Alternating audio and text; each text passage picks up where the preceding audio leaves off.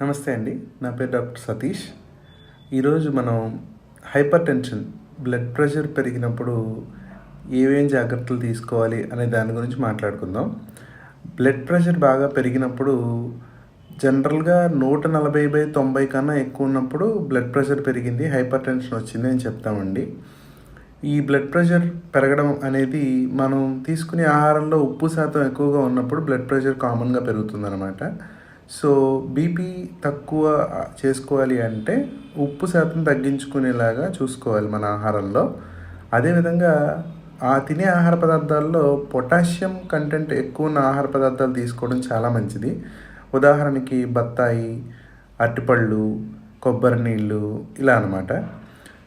అదే మాదిరిగా మనం స్ట్రెస్ బాగా తక్కువ ఉండేలాగా చూసుకోవాలి.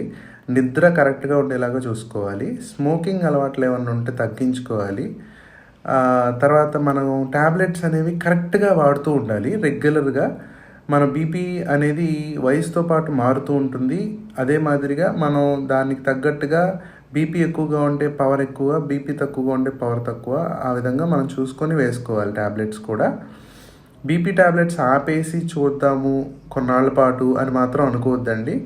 బీపీ అనేది కంటిన్యూస్గా మన లైఫ్ లాంగ్ మనతో పాటే ఉంటుంది.